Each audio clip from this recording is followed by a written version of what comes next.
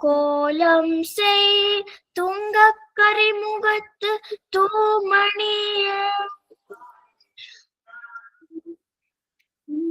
நீ எனக்கு சங்கத்தமிழ் மூன்றும் தா, சங்கத்தமிழ் மூன்றும் தா.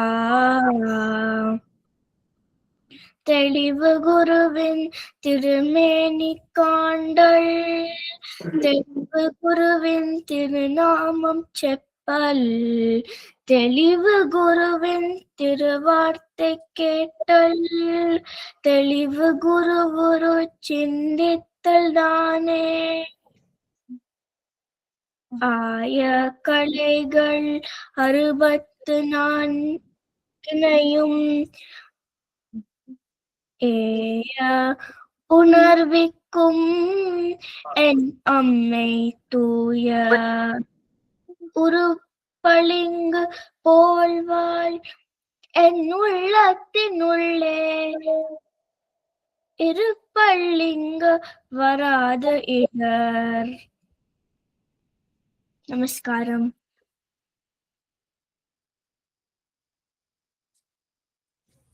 மதுரா. வணக்கம், என் பெயர் மதுரா வெங்கடேஷ். நான் இந்து சமய மன்றம் காஞ்சி சியாட்டலில் ஒரு வாலண்டியராக இருக்கிறேன். புதியதாக வந்து இருக்கவர்களுக்கு இந்து சமய மன்றத்தின் முன்னுரை.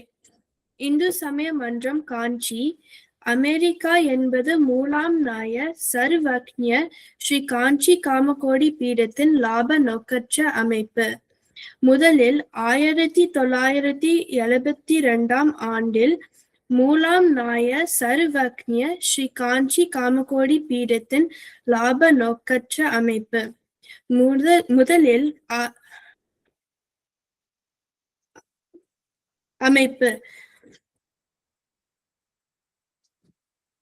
ஆண்டில் மூலாம் நாய சர்வக்ஞ ஸ்ரீ காஞ்சி காமகோடி பீடத்தின் பூஜ்ய ஸ்ரீ ஜகத்குரு ஸ்ரீ ஜெயேந்திர சரஸ்வதி சங்கராச்சாரிய சுவாமிகளால் பாரதத்தில் அமைக்கப்பட்டது.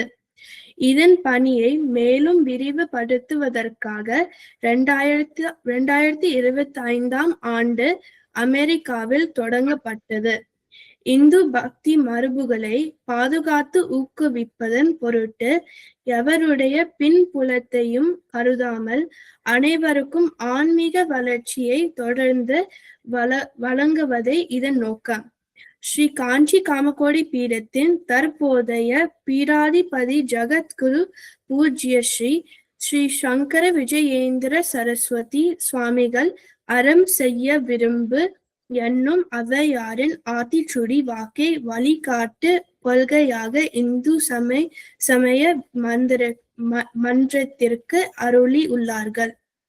இந்து சமய மன்றத்தின் தன்னார்வலர்கள் அனைத்து வயதினருக்கும் பல்வேறு தமிழ் ஸ்தோத்திரங்களை வகுப்புகளில் கற்று தருகிறார்கள். இந்து தர்மம் பற்றி அனைவரும் அறிந்து கொள்ள சொற்பொழிவுகளை ஏற்பாடு செய்து வருகிறார்கள். மகா சிவராத்திரி, மார்கழி மாசம் திருப்பாவை திருவெம்பாவை போட்டி, சங்கர ஜெயந்திக்கு சங்கர சரித்திரம் நாடகங்கள் போன்ற நிகழ்ச்சிகளை நடத்தி வருகிறார்கள். திருமதி சுமதி முத்துசுவாமி அவர்களை நம் ஆசிரியரை திருமதி காயத்ரி ராஜகோபாலன் தில்லை ஸ்தானத்திலிருந்து அறிமுகப்படுத்த கேட்டுக்கொள்கிறேன். நன்றி மதுரா. வணக்கம், என் பேர் சுமதி. நானும் ஒரு சியாட்டில் இந்து சமய மன்றத்து சாப்டர்ல வாலண்டியரா இருக்கேன். இன்னைக்கு எங்க ஆசிரியை இசைக்கலை மாமணி திருமதி காயத்ரி ராஜகோபாலன் அவர்களை அறிமுகப்படுத்த விரும்புகிறேன். திருமதி காயத்ரி ராஜகோபாலன் அவர்கள் வீணை, வாய்ப்பாட்டு மற்றும் ஹார்மோனியம் வாசிப்பதில் திறமையான கலைஞர் ஆவார். சித்தன் வாழூர் ஸ்ரீ கல்யாண சுந்தர சாஸ்திரிகள், ஸ்ரீ குருசுவாமி சாஸ்திரிகள் மற்றும் ஸ்ரீ ராஜகோபால சாஸ்திரிகள் ஆகியோரின் மகத்துவமான பரம்பரையை சேர்ந்தவர். பஜனைக்கு மற்றும் தேவாரத்திற்கு அவருடைய குரு அவரது தந்தையான ஸ்ரீ ராஜகோபால சாஸ்திரிகள் ஆவார். வீணைக்கு அவருடைய குரு செல்வி ராமகௌசல்யா அவர்கள். திருமதி காயத்ரி ராஜகோபாலன் பல்வேறு இடங்களில் ஸ்ரீ ராதா கல்யாணம், ஸ்ரீ சீதா கல்யாணம், ஸ்ரீ கௌரி கல்யாணம், ஸ்ரீ வள்ளி கல்யாணம், ஸ்ரீ சங்கீத ராகவம், ஸ்ரீ சங்கீத ரகுநந்தனம் போன்ற சம்பிரதாய பஜனைகளையும், தேவாரம், திருவாசகம், 4000 திவ்ய பிரபந்தம், திருப்புகழ் போன்ற சங்கீத உபன்யாசங்களையும் வழங்கி கொண்டுள்ளார். அது மட்டுமின்றி அவர் BA மற்றும் MA இசை மாணவர்களுக்கு இசை வகுப்புகளை நடத்தி வருகிறார். திருமதி காயத்ரி ராஜகோபாலன் அவர்களை எங்கள் இந்து சமய மன்றம் சார்பாக வருக வருக என பெருமையுடன் வரவேற்கிறோம். நன்றி.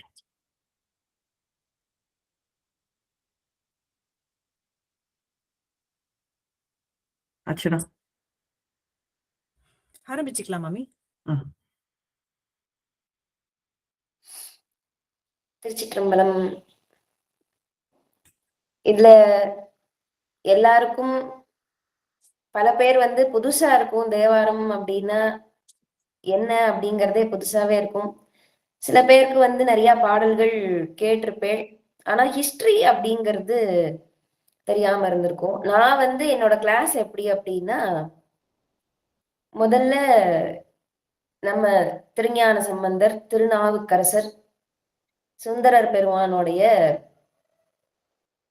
சின்னதா அவளுடைய முதல்ல பாடின பதிகங்கள், அது எப்படி பாட ஆரம்பிச்சா அப்படிங்கிற விஷயத்த சொல்லிட்டு அதுக்கப்புறமா அந்தந்த பதிகங்களை ஆரம்பிக்கலாம் அப்படின்னு. முதல்ல இந்த தேவாரத்துக்கு தெரிஞ்சுக்க வேண்டியது என்னன்னா, சமயக்குறவர்கள் 4 அவளாலதான் நமக்கு தேவாரம்ங்கிறது கிடைச்சது. 4 மூவர் பாடினதுதான் தேவாரம். 4வதா இருக்கக்கூடிய மாணிக்க வாசக பெருமான் பாடினதுக்கு பேரு திருவாச்சகம்னு பேரு. இந்த தேவாரம் நமக்கு எப்படி கிடைச்சது அப்படிங்கிறத பார்ப்போம். ராஜராஜ சோழன் காலத்துல நிறைய பேர், எல்லாருக்குமே தெரிஞ்சிருக்கும், ராஜராஜ சோழனை தெரியாதவா இருக்க மாட்டேன். அங்க அமெரிக்கால இருந்தாலும் நம்மளுடைய ராஜாக்களை பத்தி தெரியாம கண்டிப்பா இருக்காதுன்னு நினைக்கிறேன். தெரிஞ்சிருந்தா இன்னும் ரொம்ப சந்தோஷம். அவரோட காலத்துல அவருடைய ஆட்சி காலம், அதாவது இந்த போரெல்லாம் முடிச்சுட்டு கொஞ்சம் விஸ்ராந்தியா இருக்கிறப்போ ஒரு சமயத்துல நிறைய புலவர்கள்லாம் இந்த பக்கம் உண்டு. பொதுவா நம்மளுடைய பாரத தேசத்துல பலவிதமான புலவர்கள், பல மொழி புலவர்கள் ரொம்ப முக்கியம். அது ஏன்னா மொழிங்கிறது ஒரு மொழி ஒருத்தருக்கு மட்டும் சொந்தம் கிடையாது. எல்லா மொழியும் எல்லாருக்கும் வேணும். பாரத தேசம்னு சொன்னா பாரத தேசத்துல இருக்கக்கூடிய அத்தனை மொழியுமே நமக்கு தெரிஞ்சிருக்கணும். அத்தனை மொழியையும் நம்ம ஆதரிக்கணும். அப்படி இந்த புலவர்கள்ல சொல்லும் பொழுது இந்த ராஜாக்களுக்கு ரொம்ப ஒரு பங்கு உண்டு. ராஜாக்கள்னால புலவர்கள் வளர்ந்தா, புலவர்கள்னால ராஜாக்கள் அவளுடைய கடமைகளை ஒழுங்கா செஞ்சா அப்படிங்கிறது பெரிய விஷயம். ஏன்னா மேக்சிமம் புலவர்கள் சுவாமியை மட்டும்தான் பாடுவா, ராஜாக்களை பத்தி புகழ மாட்டா. ஆனா அரசவை புலவர்கள்னு சில பேர் உண்டு. அவ சுவாமியை பத்தியும் பாடியாகணும், ராஜாவை பத்தியும் பாடணும். ஏன்னா ராஜாக்கு சில விஷயங்களை பிரத்யக்ஷமா சொல்ல முடியாது. இந்த கூட இருக்கக்கூடிய மந்திரி அவள்லாம் சொல்ற மாதிரி புலவர்கள் டைரக்டா சொல்ல முடியாது. அதனால இந்த பாடல் மூலமா அவ அவனுடைய புகழ, அவன் பண்ணின நல்ல விஷயங்களை போற்றுவா. என்னென்ன விஷயங்கள் கடமைகள் இருக்கு, மீதி என்னென்ன இருக்கு, நீ பண்ண வேண்டியது இதெல்லாம் இருக்கு நாட்டுக்கு அப்படின்னு மறைமுகமா சொல்றதுக்கு இந்த பாடல் மூலமா சொல்றத உபயோகப்படுத்திட்டு இருந்தான். அப்படி பண்ணும் பொழுது இந்த சுவாமியை மட்டுமே பாடக்கூடிய புலவர்கள் அப்படின்னு சில புலவர்கள் தஞ்சாவூர் பக்கத்துல நிறைய கிராமங்கள்ல இருந்து பாடின்னு இருப்பா. அதுல குறிப்பிட்ட ஒரு புலவர்கள் அப்படின்னு அவளுக்கு கண்ணு தெரியாது. அந்த மாதிரி புலவர்கள் கேள்வி ஞானத்துல வளர்ந்திருப்பா. அவளுக்கு அந்த புலமை கேள்வி ஞானத்திலேயே சுவாமியனுடைய அனுகிரகத்துல அப்படி கிடைச்சிருக்கும். அப்படி பாடும் பொழுது ஒரு நாள் இந்த ராஜராஜ சோழனுடைய அரசவைக்கு வந்து பாடின்னு இருக்கா. முதல் பாடலா பாடும் பொழுது அவ அந்த திருவையாறு அப்படின்னு சொல்லக்கூடிய க்ஷேத்திரம், அடியே நிற்கக்கூடிய க்ஷேத்திரம், ரொம்ப பெருமை வாய்ந்த உலகத்துக்கே தெரிஞ்ச ஒரு க்ஷேத்திரம், சுவாமி ஐயாரப்பரோட சந்நிதியில இருக்கக்கூடிய அந்த பாடல் எப்போதும் அங்க ஒழிச்சுட்டு இருக்கும். அந்த பாடல் அந்த மாதர்பிறை கண்ணியானை அப்படின்னு சொல்லிட்டு அப்பர் பெருமானுக்கு கைலாச காட்சி கொடுத்த அந்த பதிகம், கைலாச காட்சி கொடுத்து அப்பர் பெருமான் பாடின அந்த மாதர்பிறை கண்ணியானை பதிகத்தை இவ பாடுறா. பாடினோடனே ராஜராஜ சோழனுக்கு ரொம்ப புலகாங்கிதமாயிடுறது.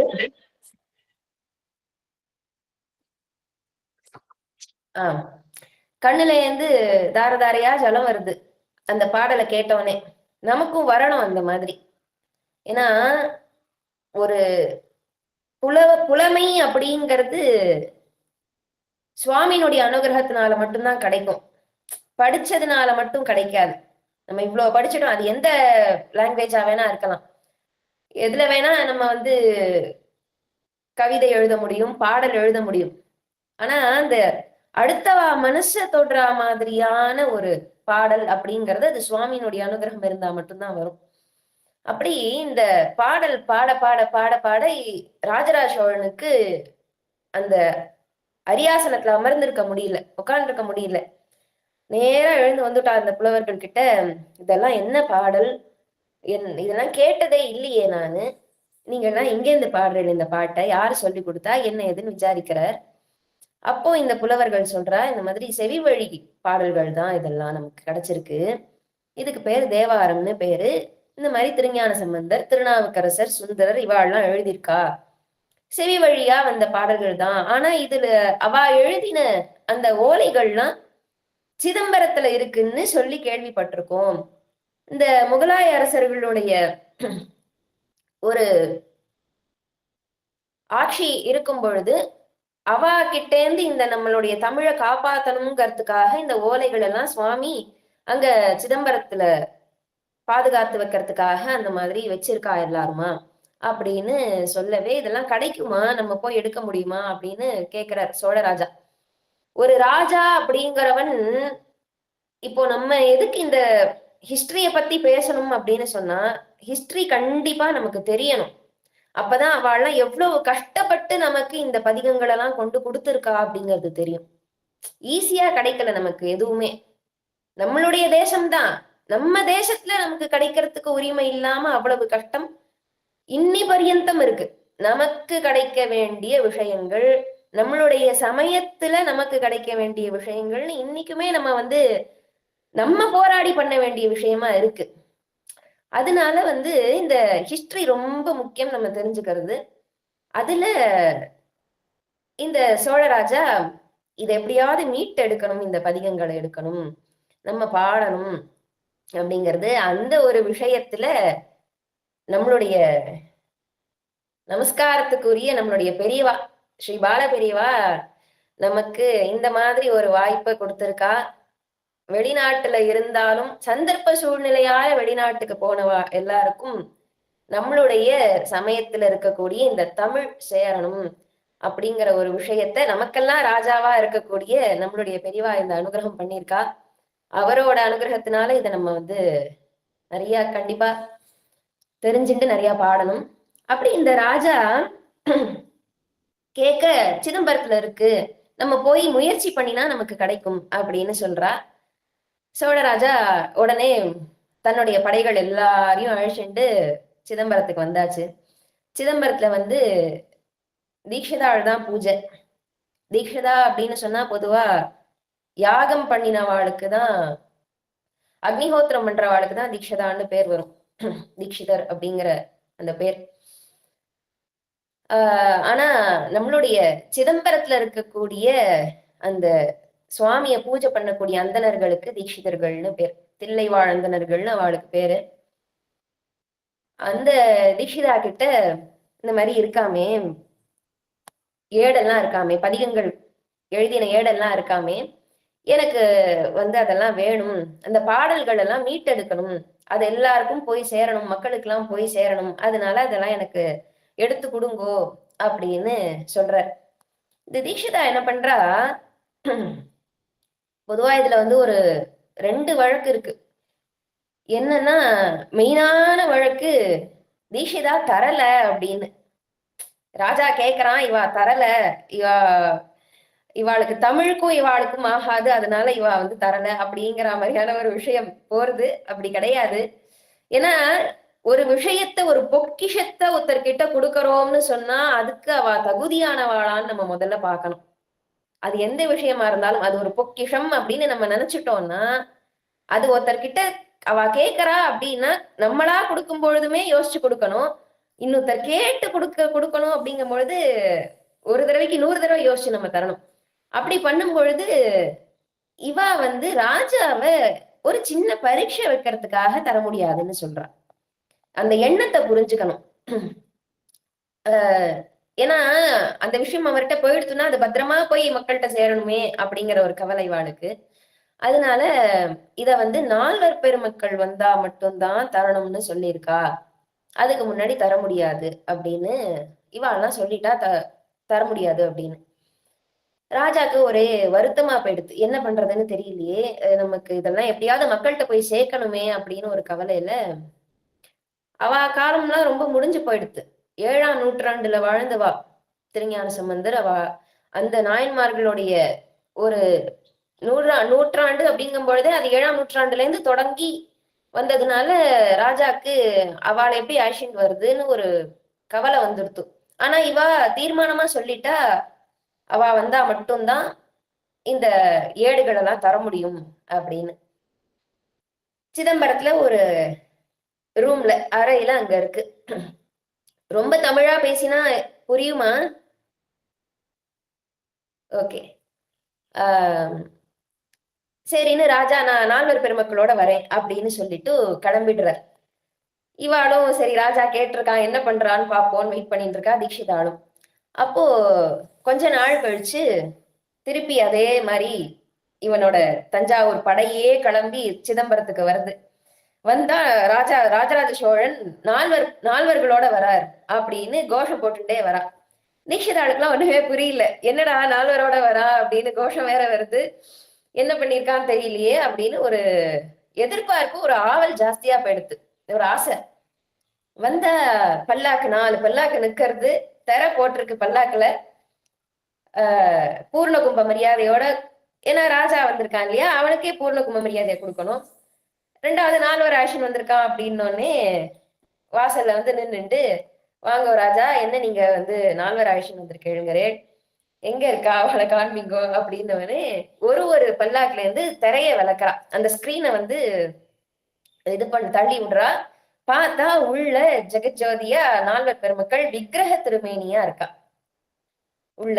இவாளுக்கு சட்டுன்னு என்னடா அப்படின்னு ஒரு மனசுக்கு இதுவாயிடுது. ராஜாவுடைய பக்திய பரீட்சை பண்ணணும் திருப்பி. ஏன்னா மனசுங்கிறது மாறிண்டே இருக்கும். திடீர்னு பக்தி வரும், திடீர்னு அப்படியே சொல்றன்னு ஒண்ணுமே இல்லாம ஆயிடும் மனசு. அப்படி இல்லாம ஒரு ஸ்திரமான பக்தியா இருக்கா, எப்படி வந்தாலும் நமக்கு அந்த பக்தி இருக்கா அப்படிங்கறத டெஸ்ட் பண்ணிட்டே இருக்கணும். நமக்கு நாமே டெஸ்ட் பண்ணணும். நமக்கு பெரியவா இருந்தானா அவ நம்மள டெஸ்ட் பண்ணுவா. அப்படி இந்த தீட்சிதாள்லாம் டெஸ்ட் பண்றதுக்காக சொல்றா, நீ விக்கிரகங்களை தானே கொண்டு வந்திருக்க அப்படின்னு ஒரு வார்த்தையை சொல்லிடுறா. சொன்னோடனே ராஜாக்கு என்ன ஆயிடுறது, ஒரு மாதிரி மனசு இதுவா போயிடுறது. உடனே கேக்குறான் தீட்சிதாள்கிட்ட, நீங்க நடராஜமூர்த்திய விக்கிரகம்னு நினைச்சேன்னா இந்த நான் கொண்டு வந்த 4 பேரும் விக்கிரகம். நடராஜமூர்த்தி பிரத்யக்ஷமா இருக்காருன்னு நினைச்சுட்டு நீங்க பூஜை பண்ணிட்டு இருக்கேன்னா இவாளும் பிரத்யக்ஷமா வந்திருக்கான்னு நீங்க இதை எடுத்துக்கணும் அப்படின்னு தீட்சிதாளுக்கெல்லாம் விலவலத்து போயிடுறது. ஏன்னா தில்லை 3000 ஒருத்தரா வந்தவர் சுவாமி. யாரும் விக்கிரகத்தை சிலை பண்ணி வடிச்சு வைக்கல. சுவாமி அப்படியே பிரத்யக்ஷமா வந்து அப்படியே நின்ன பெருமான், ஆடின்னு இருக்கிற பெருமான், இப்பவும் ஆடின்னு இருக்கிற பெருமான். அதனால அவரை விக்கிரகம்னு சொன்னோடனே தீட்சிதாளுக்கெல்லாம் தாங்கள விலவலத்து அழுக வந்துடுத்து. இல்லப்பா, அவர் பிரத்யட்சமா உட்கார்ந்து இருக்காரு, அவரை போய் எப்படி விக்கிரகம்னு சொல்ல முடியும்?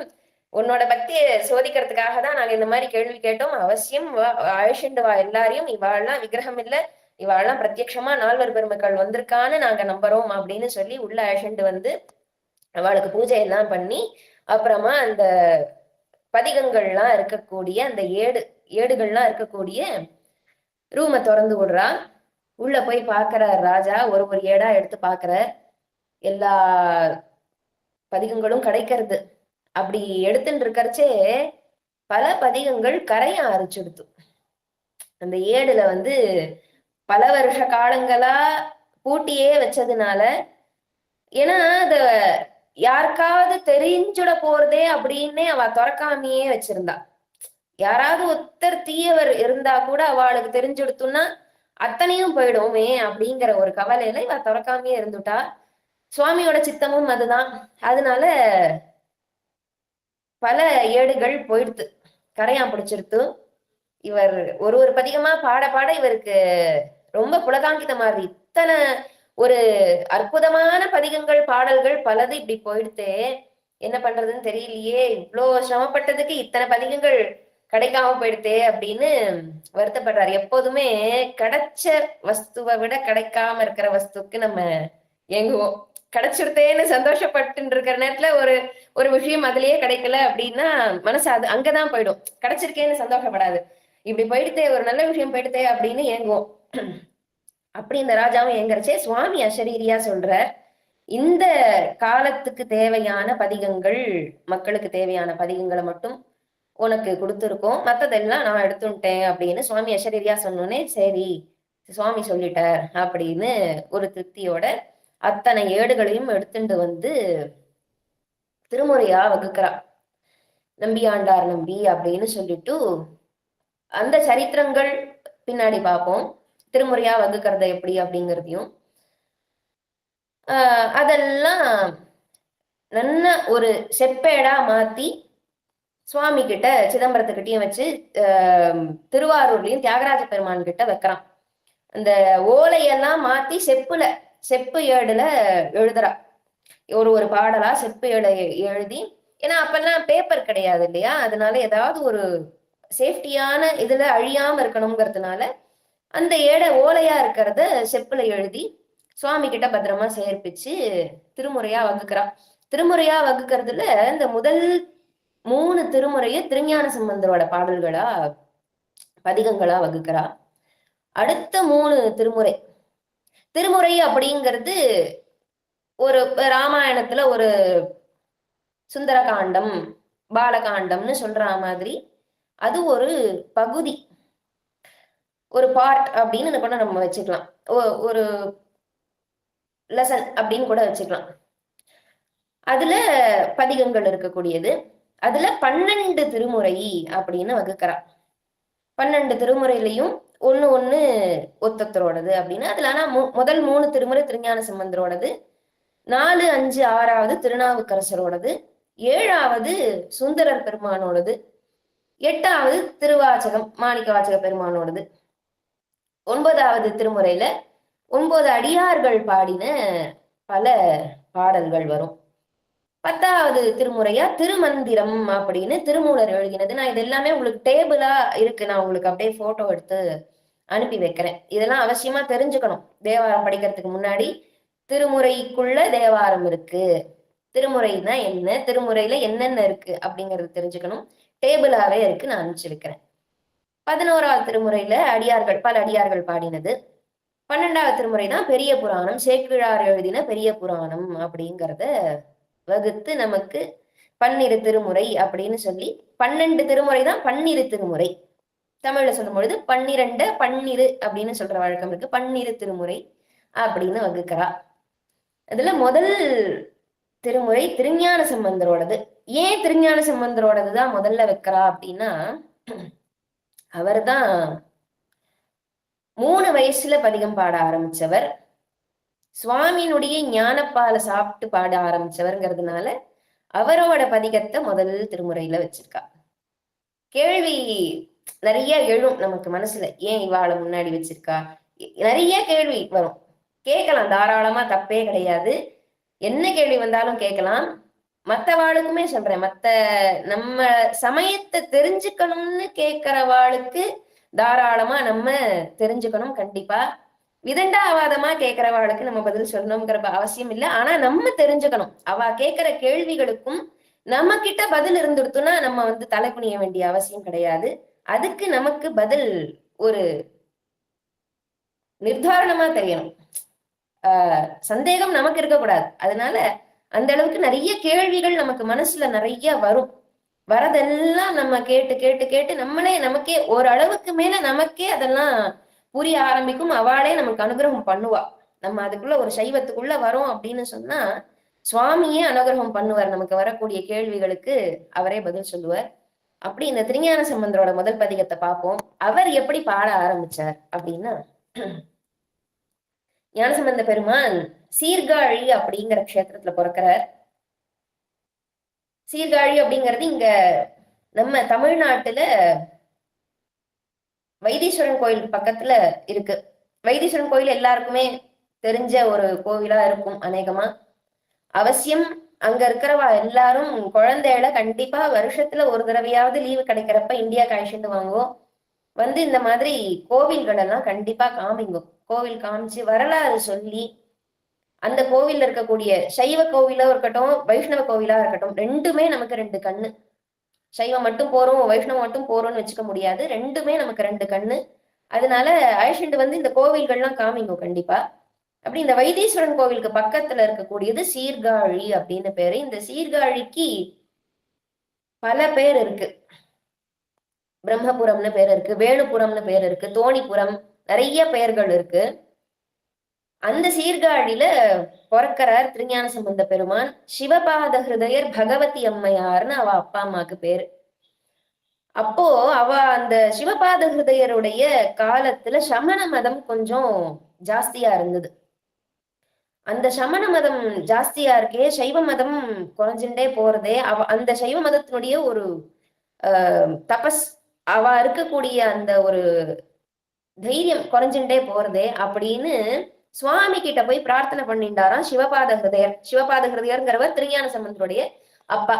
அவர் சுவாமி கிட்ட போய் பிரார்த்தனை பண்ணிட்டார். அவளுக்கும் நெடுங்காலமா குழந்தை வேணும் அப்படிங்கிறதுனால சுவாமி கிட்ட பிரார்த்தனை பண்ற, எனக்கு நல்ல குழந்தையா பிறக்கணும், அது சைவத்தை தூக்கி நிறுத்தக்கூடிய குழந்தையா இருக்கணும் அப்படின்னு வேண்டிக்கிற. அவளுடைய சரித்திரங்கள்லாம் நம்ம பார்க்கும் பொழுதுதான் நம்ம வாழ்க்கை எப்படி இருக்கணும்னு தெரியும்.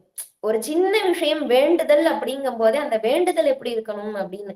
ஏன்னா சுவாமி கிட்ட நிறைய அந்த பக்தாளுடைய சரித்திரத்தை பார்க்கும் பொழுது கொஞ்ச நாள் இருந்தா கூட பரவாயில்ல, ஆனா உனக்கு பக்தனா இருக்கணும் என் குழந்தை அப்படின்னு தான் வேண்டின்னு இருக்கா. 16 வயசுதான் இருப்பா, 20 வயசுதான் இருப்பா. சில பேர் 7 வயசு 8 வயசு அந்த மாதிரிதான். கொஞ்ச காலம் இருந்தாலும் பரவாயில்ல என் குழந்தை உயிரோட, ஆனா உனக்கு பக்தனா இருக்கணும், 100 ஆண்டு வாழ்ந்து உனக்கு விரோதியா இருந்துடக்கூடாது அப்படிங்கறதுல ரொம்ப கவனமா இருந்திருக்கா. அப்படி இவ வேண்டின்னு இருக்கா, சைவத்தை தலை நிறுத்தக்கூடிய ஒரு மகனாக ஒரு மகனை எங்களுக்கு கொடு அப்படின்னு இந்த சிவபாத ஹிருதயர் சுவாமி கிட்ட வேண்டிக்கிறாராம். அதனால சுவாமி இந்த திருஞான சம்பந்தரை உறக்க வச்சார் அப்படின்னு பெரிய புராணத்துல அவரோட சரித்திரம். பெரிய புராணப்படி அவரோட கதையை சொல்லணும் அப்படின்னு சொன்னா ரொம்ப விஸ்தாரமா போகும். இன்னைக்கு நம்ம பதிகம் ஆரம்பிக்கணும். அதுக்கு முன்னாடி ஒரு ஷார்ட்டா அவருடைய ஹிஸ்டரிய தெரிஞ்சுட்டு அவர் எப்படி பாட ஆரம்பிச்சார் அப்படிங்கறத சொல்லணுங்கிறதுக்காக ஷார்ட்டா சொல்றோம். அந்த திருஞான சம்பந்தர் பகவதி அம்மையாருக்கும் சிவபாத ஹிருதயருக்கும் இதெல்லாம் கூட நீங்க நோட்ஸ் எடுத்துக்கலாம். அவ அப்பா அம்மா பேரு சிவபாத ஹிருதயர், பகவதி அம்மையார். இவாளுக்கு பிறக்கிறார். பிறந்து அந்த சீர்காழியினுடைய ஒரு வாசனையிலேயே வளர்ற, அது ரொம்ப முக்கியம்.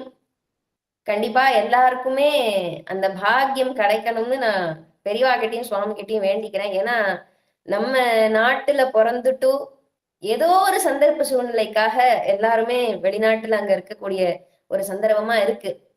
அது மனசுக்கு வருத்தத்தை கொடுக்கக்கூடிய ஒரு விஷயம்தான். நம்ம தேசத்தை விட்டுட்டு நம்ம தாய் நாட்டை விட்டுட்டு அங்க இருக்கோமே அப்படிங்கிற ஒரு விஷயம் இருக்கும். எல்லாருக்குமே தாய் நாட்டுல இருக்கக்கூடிய பாக்கியத்தை கொடுக்கணும் சுவாமி. அதனால அந்த சீர்காழியினுடைய ஒரு வாசனையிலேயே வளர்றார் திருஞான சம்பந்தர். அந்த சிவபாத ஹிருதயர் டெய்லி கோவிலுக்கு அழைச்சிட்டு போயிடுவார் திருஞான சம்பந்தர். அந்த சின்ன குழந்தையா இருந்தாலுமே டெய்லி சுவாமியை பார்க்க அழைச்சிட்டு போயிடுவார். அப்படி இவருக்கு 3 வயசு ஆகும் பொழுது ஒரு நாள் கார்த்தால ஸ்நானத்துக்கு கிளம்புறார். வெடிகார்த்தால குளங்கள் நதிகள் இதுலதான் குளிப்பா அந்த காலத்துல எல்லாரும். அதனால இங்க சீர்காழியில சுவாமியோடைய கோவில் இருக்கக்கூடிய குளத்துல ஸ்நானம் பண்றதுக்காக சிவபாத ஹிருதயர் கோவிலுக்கு கிளம்புறார். அப்போ அந்த 3 வயசா இருக்கக்கூடிய திருஞான சம்பந்தர் அழறாராம். எண்ணி அழைச்சிட்டு போன்னு அழறாராம். இவர் சமாதானப்படுத்திட்டு விட்டுட்டு போயிடலாம் அப்படின்னு நினைக்கிறார். ஆனா இவருடைய அடம் அன்னைக்கு ரொம்ப தாங்கல, ரொம்ப ஜாஸ்தியா அடம் பிடிக்கிறார், வரணும்னு. அதனால சரின்னு அழைச்சிட்டு கிளம்புறார். கிளம்பி அங்க கோவில்ல போய் உட்காந்துடுற இதுல படியில உட்காத்தி வச்சுடுறாரு குழந்தைய திருஞான சம்பந்தர. குளத்துல இவர் ஸ்நானம் பண்றலாம் அப்படின்னு இறங்கி குளிக்கிறார். அப்ப ஸ்நானம் பண்றச்சே நமக்கு பிராமணாளுக்கெல்லாம் அந்த அகமர்ஷண சூக்தம் அப்படின்னு ஒரு சூக்தம் இருக்கு வேதத்துல, ஒரு மந்திரங்கள். அத சொல்லிதான் ஸ்நானம் பண்ணணும். நமக்கு எல்லா ஒரு விஷயமுமே நமக்கு சாஸ்திரமா சொல்லியிருக்க விஷயமா தான் நமக்கு இருக்கும். சாஸ்திரத்தோட அதை செய்யக்கூடிய விஷயம்தான். பல் தேய்க்கிறதுல இருந்து ஆரம்பிச்சு குளிக்கிறதுல இருந்து ஆரம்பிச்சு எல்லாமே ஒரு தெய்வீகமான விஷயத்தோட கலந்த ஒரு விஷயமா தான் நம்ம பண்ண வேண்டியதா இருக்கும். அப்படி இந்த அகமர்ஷண சூக்தத்தை சொல்லிட்டு ஸ்நானம் பண்றதுக்காக பண்ணிட்டு இருக்க. அத சில பேர் தண்ணியில நின்னுண்டு சொல்லிட்டு அப்புறமா ஸ்நானம் பண்ணுவா. சில பேர் தண்ணிக்குள்ள முழுகிண்டே ஸ்நானம் அதை சொல்லிட்டு ஸ்நானம் பண்ணுவா. அப்படி திருஞான சம்பந்தரோட அப்பா தண்ணிக்குள்ள முழுகிண்டே இதை சொல்லிட்டு இருக்க. அப்போ தண்ணிக்குள்ள போன அப்பாவை காணுமேன்னு திருஞான சம்பந்தருக்கு பயம் அழ ஆரம்பிச்சுடுறார். 3 வயசு குழந்தை அந்த குளத்தங்கரையில படியில உட்காத்தி வச்சிருக்க. அப்பா குளிக்கிறார், முழுகிட்டார், ரொம்ப நேரம் ஆச்சு காணுமே அப்படின்னு ஒரு பயத்துல அப்பா அப்பா அம்மா அம்மான்னு அழறார். அது பெரிய புராணத்துல சொல்லும் பொழுது அம்மே அப்பா அப்படின்னு அழுதாலாம். அது அப்படி அழுதுனால என்னாச்சா, சுவாமிக்கு பாக்குற அங்க சீர்காழியில இருக்கக்கூடிய தோணியப்பர் அப்படின்னு பேரு. அங்க சுவாமிக்கு தோணியப்பர்னு பேரு. அங்க எப்படி இருப்பா அப்படின்னா, ஜஸ்ட் அந்த கோவிலோடைய ஒரு இத சொல்லி விடுறேன், அந்த கோவில் எப்படி இருக்கும் அப்படிங்கறத. கீழே லிங்க திருமேனியா இருப்பார் சுவாமி. எல்லா கோயிலையும் பாக்குற மாதிரி லிங்க ரூபமா இருப்பார். அம்பாளும் சிலாரூபமா இருப்பா. அதுக்கு மேல ஒரு மாடி ஒண்ணு இருக்கும், முதல் மாடி. அந்த மாடியில சுவாமி ரூபமாவே இருப்பார். சிவன் பெருமாள்லாம் எப்படி இருக்காரோ அந்த மாதிரி பெருசா ரூபமாவே இருப்பார். அம்பாளோட சேர்ந்து உட்கார்ந்துட்டு இருப்பார். அதுக்கு மேல ஒரு மாடி, 2வது மாடி இருக்கு. அங்க சட்டநாத சுவாமின்னு இருக்க. அந்த 2வது முதல் மாடியில இருக்கக்கூடிய அந்த அவருக்கு தான் தோணியப்பர்னு பேரு, தோணிபுரம்னு பேரு. தோணின்னா படகு. இந்த பிரளய காலத்துல படகு மாதிரி இந்த சீர்காழி மட்டும் மிதக்குமா.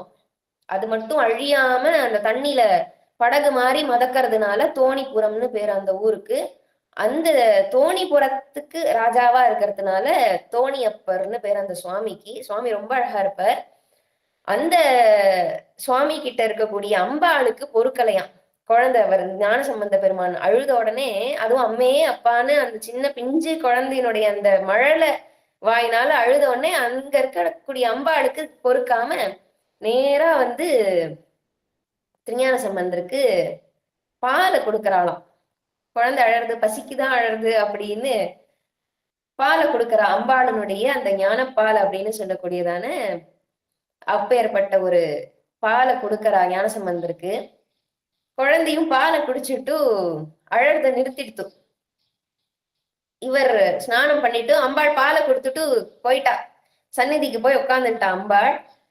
ஞானசம்பந்தர் பாலை குடிச்சிட்டு உட்காந்துட்டு இருக்கார், அழல. ஏன்னா அம்பாள் ஞானப்பால் கொடுத்துட்டா. ஞானம் வந்துருத்துன்னா பேச்சே வராது, அப்புறம் அழுகை அப்படின்னு நின்னுடும் இல்லையா அழுக. அதனால உட்காந்துட்டு இருக்க. இவர் ஸ்நானம் எல்லாம் பண்ணிட்டும் வேட்டிலாம் கட்டிட்டு கிளம்பலாம் அப்படின்னு குழந்தைய தூக்கலான்னு வர. படியேறி வந்தா குழந்தை வாயில இருந்து பால் வழிஞ்சிருக்கு. பால் வழிஞ்சோடனே பயந்து போயிட்டார், என்ன சாப்பிட்டான்னு தெரியலையே அப்படின்னு. ஏன்னா நிறைய விஷயங்கள் பால் வஸ்துக்கள் நிறைய இருக்கு. விஷத்தோட கூடிய பால், இந்த எருக்கம் பால், அந்த மாதிரியான விஷயங்கள் பால் வரக்கூடிய இதுவா இருக்கிறதுனால குழந்தை எங்கேயாவது போய் எதையாவது சாப்பிட்டுட்டானா தெரியலையே அப்படிங்கிற ஒரு பயம் ஒண்ணு. இன்னொன்னு யாராவது வந்து பாலை கொடுத்துட்டாளா அப்படிங்கிற ஒரு பயம். ஏன்னா ஆச்சாரம் அப்படிங்கிறது ரொம்ப முக்கியமான ஒரு விஷயம். எங்கேயுமே நம்ம சாப்பிடக்கூடாது, எதையும் யார்கிட்ட இருந்தும் சாப்பிடக்கூடாது அப்படிங்கிற ஒரு விஷயம் இருக்கு. ஆனா அது தீண்டாமை அப்படிங்கிற மாதிரி ஒரு விஷயத்த திணிச்சுட்டா மக்கள் கிட்ட. அது தீண்டாமைங்கிறது கிடையாது, எல்லாருக்குமே ஆச்சாரம் உண்டு. பிராமணாளுக்கு மட்டும் ஆச்சாரம் அப்படிங்கிறது கிடையாது, எல்லா வர்ணத்தவாளுக்கும் லோகத்துல இருக்கக்கூடிய அத்தனை ஜாதிக்காராளுக்குமே அவாவாளுக்குன்னு ஒரு ஆச்சாரம் இருக்கு. அவாவா தொட்டு மட்டும்தான் சாப்பிடணும் அப்படிங்கிற விஷயமும் இருக்கிறதுனால இப்போ இந்த சயின்ஸ் படி சொல்லும் பொழுது அந்த ஒருத்தருடைய ஒரு பவர் வந்து ஒருத்தருக்கு இருக்கு அப்படின்னு சொன்னா அவ இன்னொருத்தரை தொடும் பொழுது இவா கிட்ட இருந்து அவளோட பவர் வந்து போகும் அப்படிங்கிற மாதிரி ஒரு விஷயம் இருக்கு. அதாவது அதை வந்து நம்ம அந்த பாசிட்டிவ் நெகட்டிவ் அப்படிங்கறத கூட நம்ம எடுத்துக்கலாம். நம்ம கிட்ட ஒரு பாசிட்டிவான விஷயம் இருக்கு அப்படிங்கும் பொழுது நம்மளை பார்க்கும் பொழுதே அவளுக்கு பாசிட்டிவான எனர்ஜி கிடைக்கும். ஜஸ்ட் ஒரு பார்வையிலேயே. நெகட்டிவா இருந்தது, ரொம்ப நெகட்டிவா நம்ம யோசிக்கிறோம் அப்படின்னா நம்மளை பார்க்கும் பொழுது அவளுக்குமே மனசு ஒரு மாதிரி பாரமா இருக்கும். என்ன காரணம்னே தெரியாது, ஒரு விதமான மனசுல ஒரு அமைதி இல்லாம ஒரு விஷயம் இருக்கும். அப்ப தொடும் பொழுது ஒருத்தர்கிட்ட இருந்து ஒருத்தர் தொட்டோம் அப்படின்னு சொன்னா இவா கிட்ட இருக்கக்கூடிய சில விஷயங்கள் அவளுக்கும் வரும் அப்படிங்கிறது. அது நம்ம வந்து நோயின்னு மட்டும் எடுத்துக்க கூடாது, இந்த மாதிரியான விஷயங்களும் இருக்கு. அந்த பாசிட்டிவ் நெகட்டிவ் இவா கிட்ட இருக்கக்கூடிய நல்ல சக்திகள் அப்படிங்கிறதும் இருக்கு. அதனால ஒருத்தரை தொடரும் அப்படின்னு சொன்னாலே நம்ம ரொம்ப யோசனை பண்ணி தொடணுமா. கை கொடுக்கறதெல்லாம் கூட அதனாலதான் நம்ம சாஸ்திரத்துல வந்து கை கொடுக்க கூடாது அப்படின்பா. ஏன்னா நம்ம கை வழியா அவா கிட்ட இருந்து நமக்கு வரக்கூடிய விஷயங்கள் நமக்கு வந்துரும், நம்ம கிட்ட இருந்து நல்ல விஷயங்கள் அவளுக்கு போயிடுங்கிறதுனால கையை கொடுக்க கூடாது அப்படின்னு. இந்த மாதிரி நிறைய விஷயங்கள் இருக்கிறதுனால பால் வேற யாராவது வந்து கொடுத்துட்டாலோ, யார் கொடுத்தாலும் தெரியலையே அப்படிங்கிற பயத்துல குழந்தைகிட்ட கேட்கிறார் சிவபாத ஹிருதயர் திருஞான சம்பந்தர்கிட்ட, யார் கொடுத்தா பாலை சொல்லு அப்படிங்கிற. அந்த 3 வயசு குழந்தைக்கு சொல்ல தெரியல. திருப்பி 2 தடவை கேட்கிறார், திட்டுறார். ஏன்னா குழந்தைக்கு போய் என்ன சொல்றது, அதனால திட்டுறார். அப்பயும் பதில் சொல்லல. பக்கத்துல கிடந்த ஒரு குச்சியை எடுத்து யார் கொடுத்தா பாலை சொல்லு அப்படின்னு ஒரு மிரட்டு போட்டோன்னே கையை அப்படி தூக்கி இப்படி காமிச்சு அந்த சுவாமி தான் அப்படிங்கிற ஒரு அர்த்தத்துல டைரக்டா பாடவே ஆரம்பிச்சுட்டார் திருஞான சம்பந்தர். கையை மட்டும்தான் காமிக்கிறாருங்க.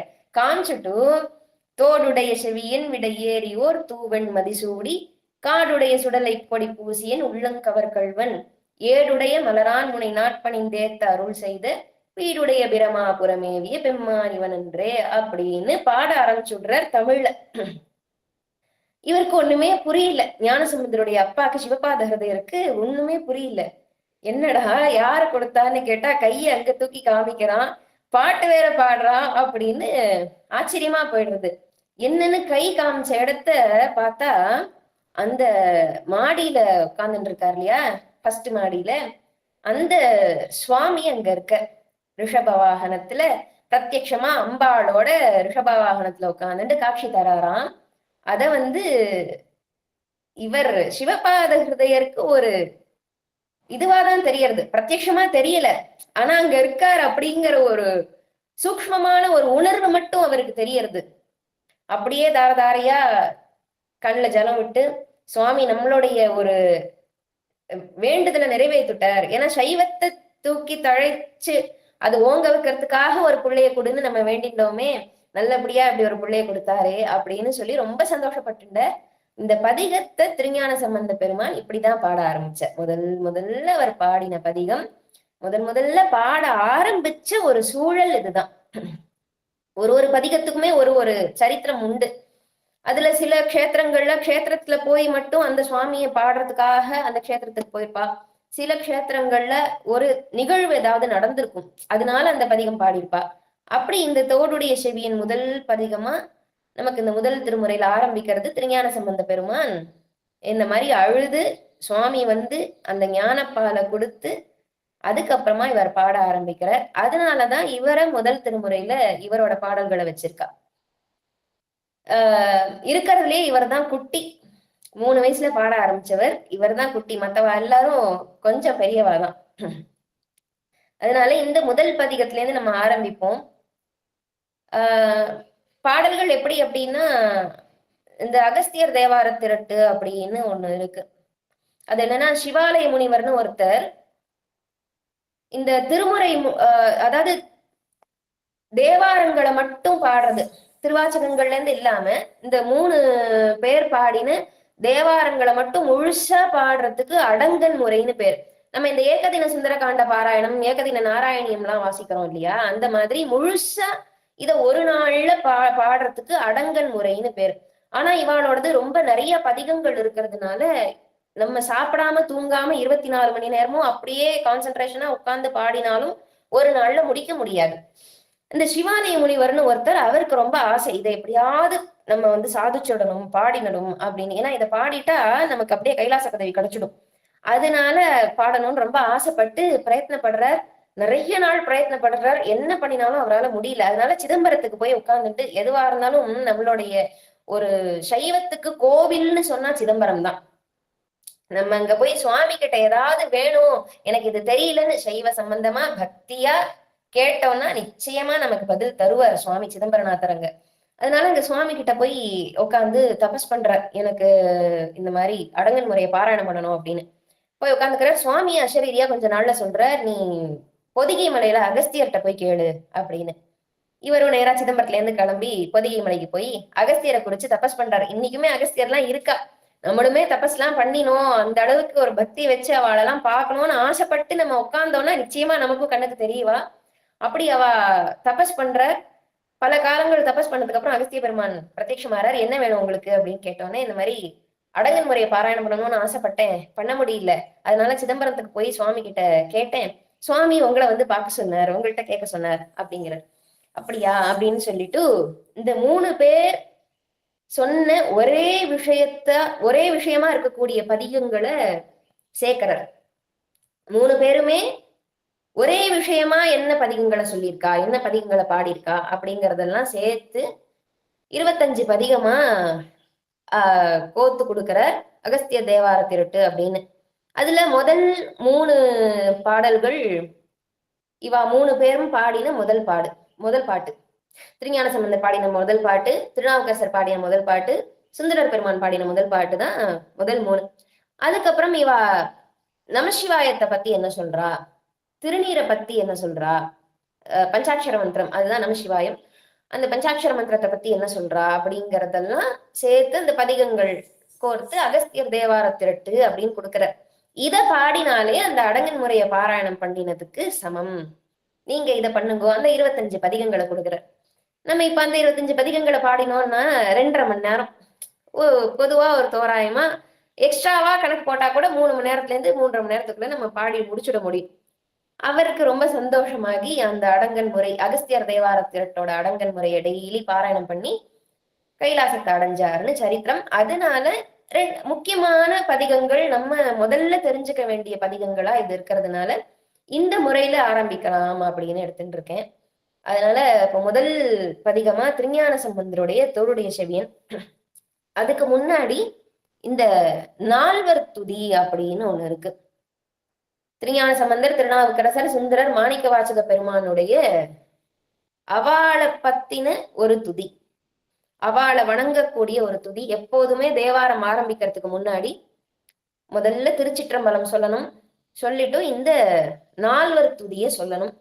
நான் குரூப்ல அனுப்புறேன், இங்கிலீஷ் தெரிஞ்சவா இங்கிலீஷ்ல படிச்சுக்கோங்க, தமிழ் தெரிகிறவாளுக்கு இதோ அனுப்பிவிடுறேன். இது சங்கீதம் தெரியணும் அப்படிங்கிற அவசியம் கிடையாது. சங்கீதம் தெரிஞ்சா நல்லது, தெரியலன்னு வருத்தப்பட வேண்டாம். பாட்டாதான் பாடணுங்கிற அவசியம் இல்லை, அப்படியே ஒரு கவிதையா வாசிக்கலாம். நான் சொல்லி கொடுக்கறது ரொம்ப சுலபமா எல்லாரும் பாடக்கூடிய வகையில தான் சொல்றேன். இதுல பண் ஒண்ணு இருக்கு, ரொம்ப தெரிஞ்சுக்க வேண்டிய விஷயம். திருமுறைக்கு பண் அப்படின்னு ஒரு விஷயம் மெயினா, நம்ம ராகம்னு சொல்றோம் இல்லையா, அந்த ராகம் அப்படிங்கிறதுக்கு தமிழ்ல பண் அப்படிங்கறது வச்சிருக்கா. பண்முறையில பாடுறது, ராகத்தை மாத்தாம பாடணும். நிறைய பதிகங்களை ராகத்தை மாத்தி பாடுற வழக்கம் இருக்கு.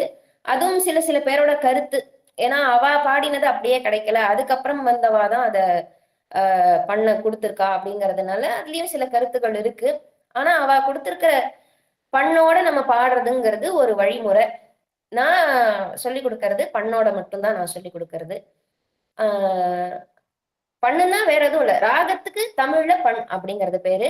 ஒரு ஒரு ராகத்துக்கும் தமிழ்லயே பெயர் இருக்கும். இதுல நம்ம சௌராஷ்டிரம்னு சொன்னோம்னா இதுல வியாழக்குறிஞ்சி அப்படிங்கிற மாதிரி சில தமிழ் பெயர்கள் தான் மாறி இருக்குமே தவிர வேற விஷயங்கள் ராகத்துக்குள்ள விஷயங்கள் மாறாது. நம்ம ராகத்துல காம்போஜினா இங்கேயும் காம்போஜி தான், ராகம் அப்படியே தான் இருக்கும். அதனால ஒரு சுலபமான ஒரு மெட்டுல தான் நான் சொல்லி கொடுக்க போறேன். அதனால கவலைப்பட வேண்டாம். யாருக்கும் பாட்டு தெரியல, சங்கீதம் தெரியலன்னா கவலையே பட வேண்டாம். தாராளமா படிக்க தெரிஞ்சாலே போருமானது. நான் எப்போதுமே என்னோட குரூப்ல ஒத்தொத்தரையுமே பாட வைப்பேன். ஆனா இந்த குரூப்ல நிறைய பேர் இருக்கிறதுனால நம்ம ஒரு நாள் அதை தனியா ஒதுக்கிப்போம். ஒரு நாளோ 2 நாளோ எல்லாருமே பாடுற மாதிரி ஒரு பதிகத்தை முடிச்சிடுவோம். ஒரு பதிகம்னு சொன்னா 10 பாட்டு இருக்கக்கூடியது, 10 பாடல் இருக்கக்கூடியதுதான் பதிகம் அப்படின்னு பேரு. அதை முடிச்சுட்டும் அதுக்கப்புறமா ஒரு நாளோ 2 நாளோ எல்லாரையுமே தனித்தனியா நான் பாட சொல்றேன். ஏன்னா அப்பதான் எல்லாருமே ஒழுங்கா அவளுக்கு புரிஞ்சுதா அப்படிங்கிறத நான் தெரிஞ்சுக்க முடியும். அதனால ஒருத்தர் இன்னைக்கு யாராவது ஒருத்தர் நான் பாடுறத கூட வாங்கி பாடுங்க. மத்தவாழ்லாம் மியூட்ல போட்டுண்டு எல்லாருமே பாடலாம். மியூட் பண்ணிட்டு பாடுங்க. ஒருத்தர் யாராவது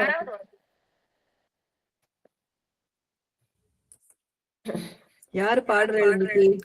என் பேரு ரேவதி.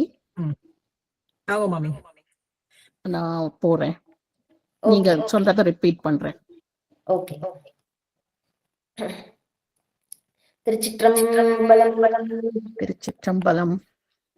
ஓகே. தமிழ் வேணுங்கிற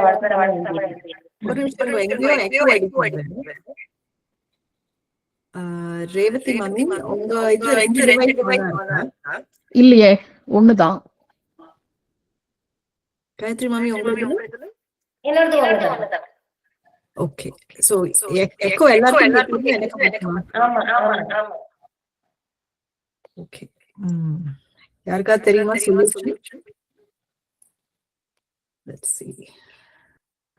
ஒரு நிமிஷம் இருங்க. இல்ல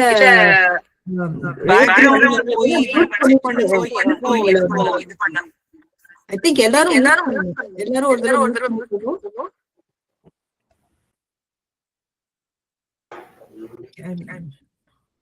இப்போ நான் காயத்ரி மாமியை மட்டும் அன்மியூட் பண்றேன்.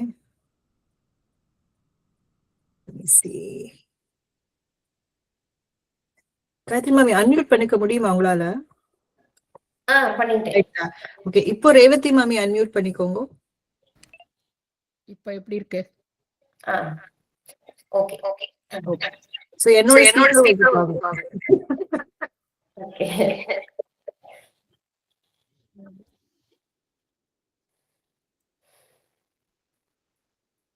ஸ்டார்ட் பண்ணலாமா?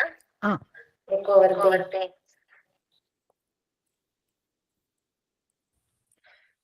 ஓகே, சேர்றவா வந்து மியூட் பண்ணணும். அதுதான் நான் பாத்துக்கிறேன். நான் மியூட் பண்ணிக்கிறேன். நம்மளுக்கு இன்னும் ஒரு 10 நிமிஷம் தான் இருக்கு. அதனால நான் மியூட் பண்ணிக்கிறேன். இன்னொன்னு சொல்லிடுறேன், எனக்கு டைம் பிரச்சனை இல்லை. 10 நிமிஷம் போயிட்டு வந்து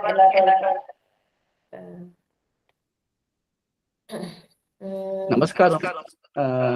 ரொம்ப வேணா வேற பண்ணி பார்க்கலாமா? ஓகே, வேற யாராவது பாடுங்க. நாங்க சொல்றோம் எக்கோவா இருக்கான்னு. அதான் எல்லாரும் ஒரு நிமிஷம்.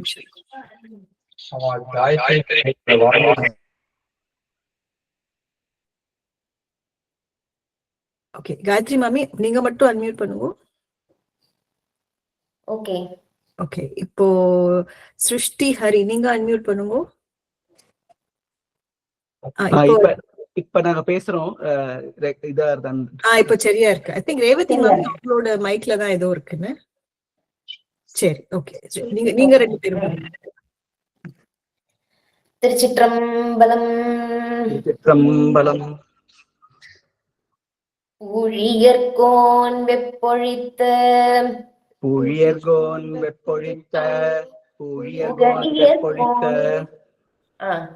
புகழியர்கோன் கழல் போற்றி. புகழியர்கோன் கழல் போற்றி. புகழியர்கோன் கழல் போற்றி. புகழியர் புகழியர்கோன் கழல் போற்றி ஆழிமிசை கல்மிதப்பில் ஆழிமிசை கல்மிதப்பில் ஆழிமிசை கல்மிதப்பில் அணைந்த பிரானடி போற்றி அணைந்த பிரானடி போற்றி அணைந்த பிரானடி போற்றி வாழி திருநாவலூர் வாழி திருநாவலூர் வாழி திருநாவலூர் வன் தொண்டற்பதம் போற்றி வன் தொண்டர் பதம் போற்றி வன் தொண்டர் பதம் போற்றி ஊழிமலி திருவாத ஊரர் ஊழிமலி திருவாத ஊரர் ஊழிமலி திருவாத ஊரர் திருத்தாள் போற்றி திருத்தாள் போற்றி திருத்தாள் போற்றி. சங்கீதம் தெரிஞ்சவா தாராளமா இத எந்த ராகத்துல வேணா சொல்லிக்கலாம். ஆரம்பத்துல நமக்கு சங்கீதத்துல நாட்ட ஆரம்பிப்போம், ஹம்சத்வனி ஆரம்பிப்போம்ங்கிறதுனால நமக்கு எது அந்த ஸ்பாட்ல தோன்றதோ அதுல பாடிக்கலாம். திருப்பி ஒரு தடவை.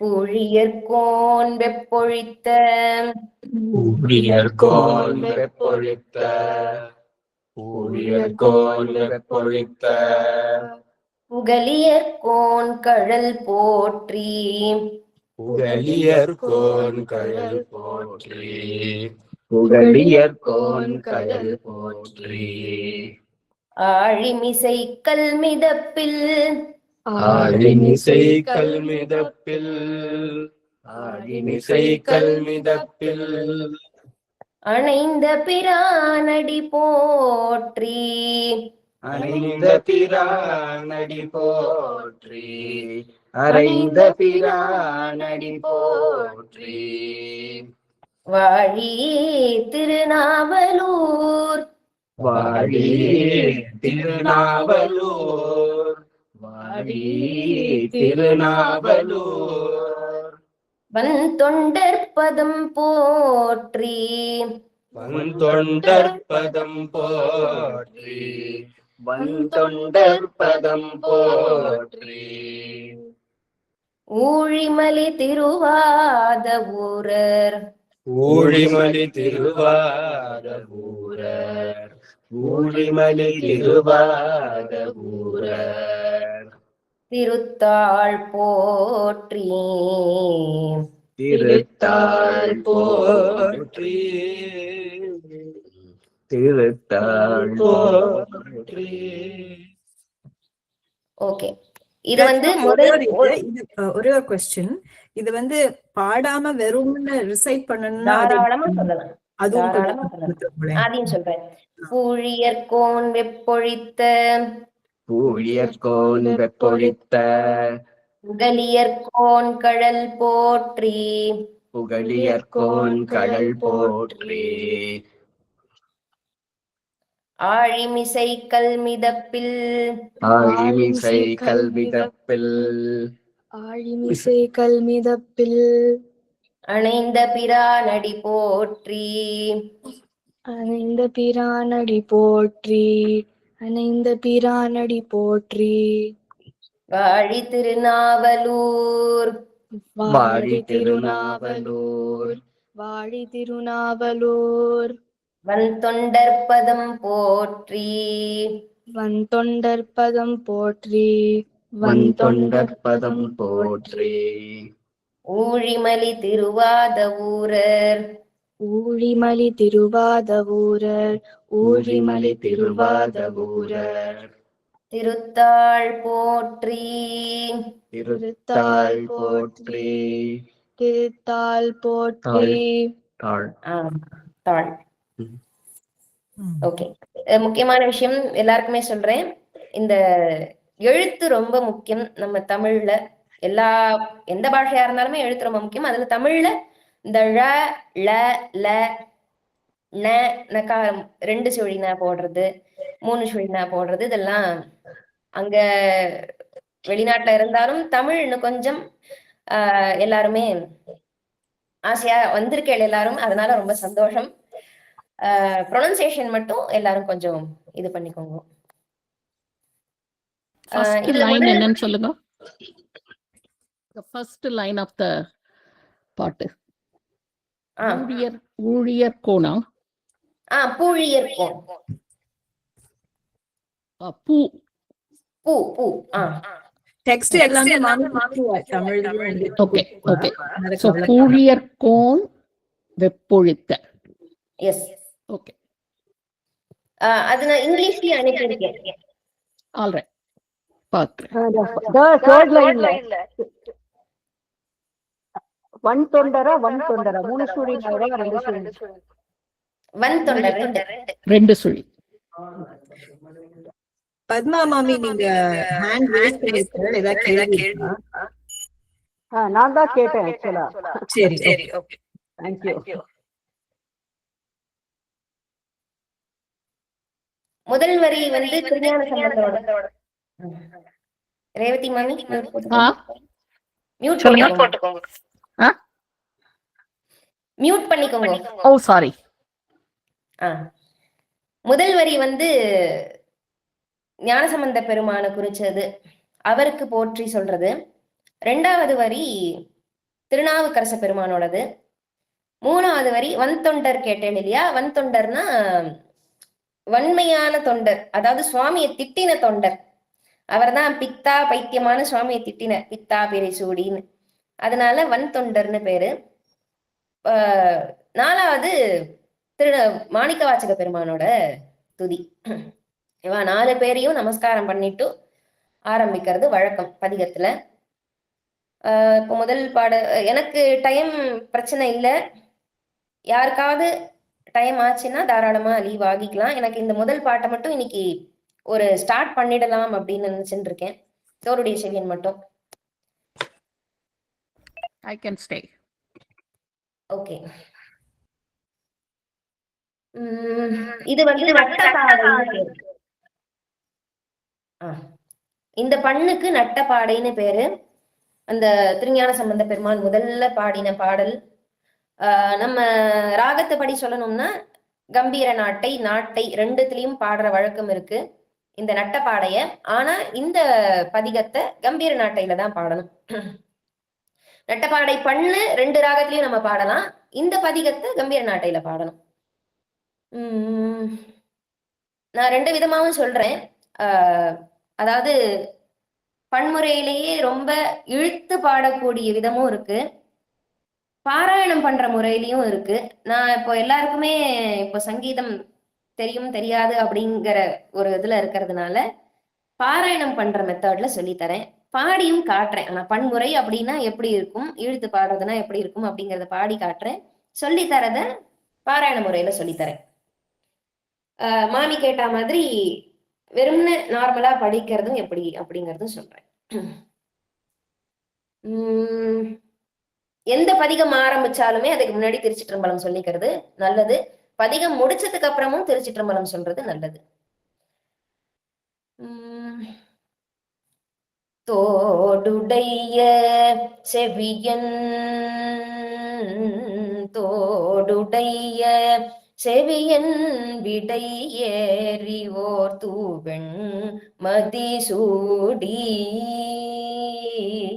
தோடுடைய செவியன் விடை ஏறியோர் தூவெண் மதிசூடி, காடுடைய சுடலை பொடி பூசி என் உள்ளம் கவர்கள்வன், காடுடைய சுடலை பொடி பூசி என் உள்ளம் கவர்கள்வன், ஏடுடைய மலரான்,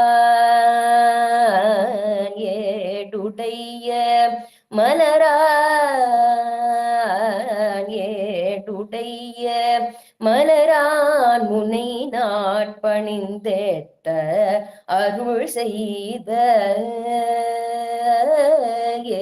பீடுடைய மலரான் முனை நாட்பணிந்தேத்த அருள் செய்த பீடுடைய பிரமாபுரம் மேவிய பெம்மானிவனன்றே பீடுடைய பிரமாபுரம் மேவிய பெம்மானிவனன்றே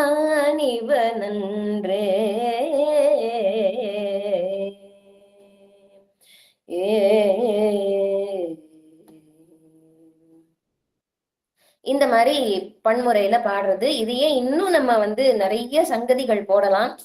சங்கீதம் தெரிஞ்சவாளுக்கு அது கொஞ்சம் சௌகரியமா இருக்கும். அந்த ஓதுவார் மூர்த்திகள்கிட்ட நம்ம அந்த சங்கதிகள், இந்த ஒரு பதிகங்களினுடைய ஒரு மெத்தட் ஒண்ணு இருக்கு. நமக்கு சங்கீதத்துல போடக்கூடிய சங்கதிகள் இல்லாம பதிகங்களுக்குன்னு ஒரு மெத்தட் இருக்கு. அது ஓதுவார் மூர்த்திகள்கிட்ட நம்ம தெரிஞ்சுக்கலாம். நார்மலா பாடுறது அப்படின்னா எல்லாருக்குமே ஒரு ஈஸியா பாராயணம் பண்ணலாம் அப்படிங்கிறது. ஓதுவார் மூர்த்திகளே பாராயண முறையில பண்ணுவாங்க. ஏன்னா எல்லா நேரத்திலயும் இழுத்து நம்ம பாடிட்டு இருக்க முடியாது. ஒரு கோவிலுக்கு போறோம் அப்படின்னா ஒரு அந்த நேரத்துக்குள்ள நம்ம எல்லாம் அந்த பதிகத்தை பாடி முடிக்கணுங்கும் போது இந்த பாராயண முறை நமக்கு ஹெல்ப்பா இருக்கும். தோடுடைய செவியன் விடையேறியோர் தூவெண்மதி சூடி காடுடைய சுடலை பொடி பூசியன் உள்ளம் கவர்கள்வன் ஏடுடைய மலரான் முனை நாட்பணிந்தேத்த அருள் செய்த வீடுடைய பிரமாபுரம் மேவிய பெம்மானிவன் நன்றே. இந்த மாதிரி பாராயண முறையில நமக்கு எவ்வளவு ஸ்பீடு நமக்கு தேவையோ அந்த ஸ்பீடுக்கு நம்ம பாடிக்கலாம்.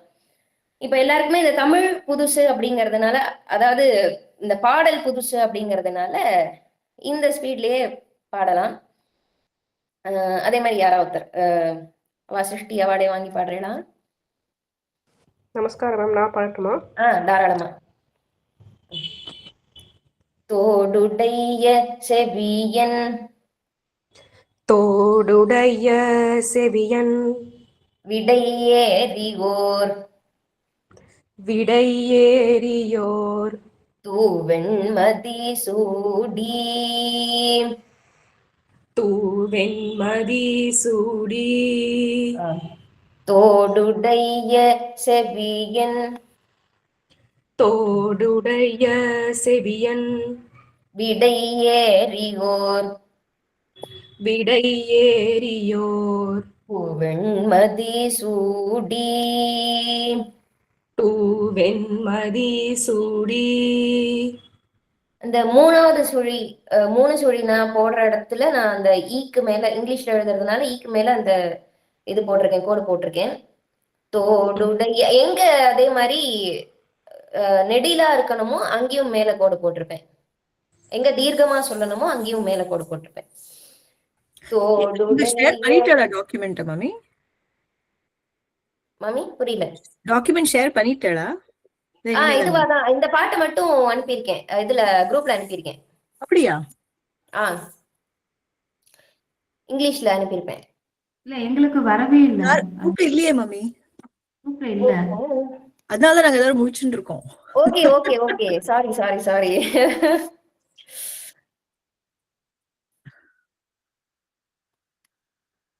ஓகே இப்போ வந்திருக்கு. Okay thank you. Okay okay, sorry இந்த குரூப்க்கு அனுப்புறேன் நினைச்சிட்டு வேற எதுக்கு அனுப்பியிருக்கேன். சாரி தமிழ்லயும் அனுப்ப முடியும். தமிழ்லயுமா? அனுப்பிச்சுடுறேன்.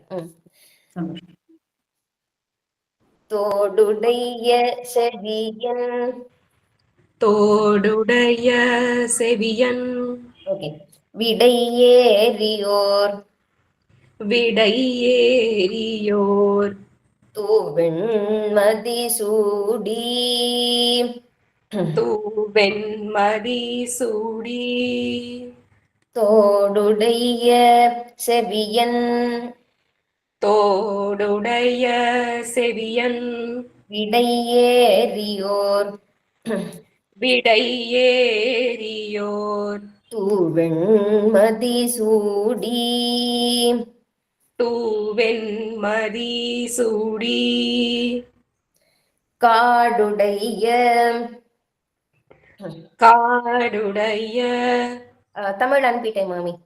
சுடலை பொடி பூசியன் சுடலை பொடி பூசியன் காடுடைய சுடலை பொடி பூசியன் காடுடைய சுடலை பொடி பூசியன் உள்ளம் கவர்கள்வன்